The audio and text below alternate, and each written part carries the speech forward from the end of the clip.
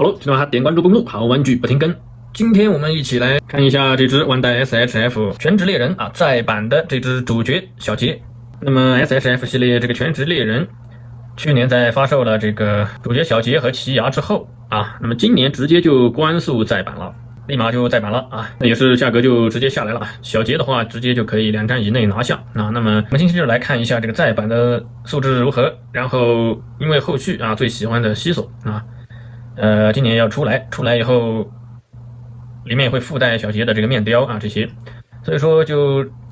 价格下来也就直接把小杰入到手啊。那么也不知道后续西索出来这个比例啊能不能配对啊？因为这个小杰和奇牙的话是做的稍大了一些啊。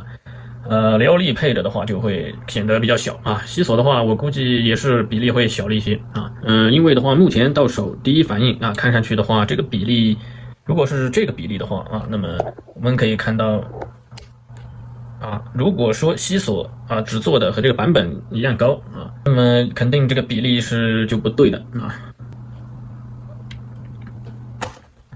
可以看到啊，那么。所以西索的话，如果是做的比这个伐叔还要高一些的话，那么比例才对啊。所以基本上西索出来的比例是跟小杰配在一起是不会太和谐了啊。这么看来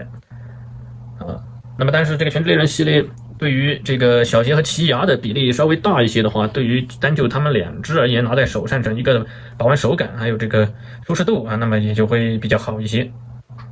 好，那么我们来看一下这次再版有没有什么和出版有没有什么品控之类的问题啊？首先盒子的话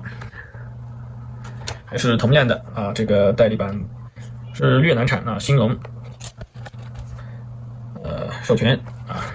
这次是背景板加说明书。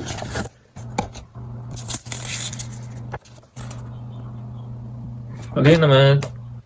出版的时候，兄弟们已经看过了很多评测了。那么我们直接快速来看一下这个优缺点了。配件还是比较多的，这个一共5副面雕啊，平静、微笑、吐舌、龇牙啊，还有这个战斗的愤怒咬牙啊。2个特效键啊还算不错，那2个特效键的通透度还有诚意还算给到不错啊。那么手型啊。一对握拳手啊，那么这个特效键搭配握拳手，然后开展造型手啊，然后一对这个龙爪手啊，然后一对比耶的手啊，那么然后是不同的右手的一阳指啊，那么搭配这个特效键使用啊，左手的这个发出这个特效键，左手辅助的一个手型啊，好，那么一共就是这些了。这次面雕。在有些面雕看来会比较呆了啊，比如说是这个平静、这个微笑和这个吐舌，看的这个眼睛就有点呆萌啊，因为本身小杰的这个眼睛就有一点这种青蛙眼一样的感觉啊，也还算比较还原啊。那么然后那这个龇牙的话就比较生动，比较好啊。好，那么整一个这次的素体啊。这次的再版在品控上啊，可以说没有任何问题啊，所有关节的松紧度，基本上没有太大的区别啊，没有过松过紧的一个区别很大的感觉啊。那么优点啊就是这个关节调教比较好，比较统一啊，然后整一个阻尼是比较好的啊。那么有少数关节比较紧也是它的缺点啊，就比如说是大腿根啊。这个劈叉还有这个整一个的各个方向的阻尼都是比较紧啊。那么然后优点，这次这个位置给了球关啊，那么可动性会变得比较有更多的可能啊。那么但是这次的踝关节又比较紧啊，踝关节又比较紧的话，就造成这边球关松一些，那么就造成这个接地需要耐心的去调整一下啊。直接怼在桌子上去怼这个踝关节去接地的话是不行的啊。那么这一点造成这只不是那么非常方便接地把玩的一点啊，那么然后还有这个肩部啊，首先一个比较小，然后大臂平转等等的一个间隙啊，那么就说明这个用的材质还有这个粗细啊，那么可能是比较细的啊，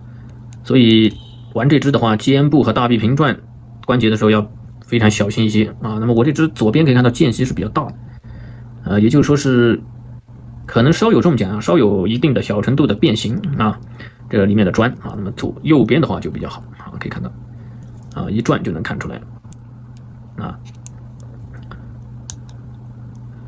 虽然品控不是完全的完美啊，但是基本上这次再版的品控还是没有太大问题啊。那么腰腹的活动度啊，就是一个简单的球关啊，勉强够用啊，勉强够用，比较的刚刚及格吧啊。然后这次的特点就刚才说的这个大腿平转是一个球关啊，然后这次手腕啊可以看到啊，袖管是一个平面，那么就是这个手腕的招财猫翻折的这个方向啊不太好去调节啊。那么这个也算是这只的一个把玩上的不方便的一个小缺点啊。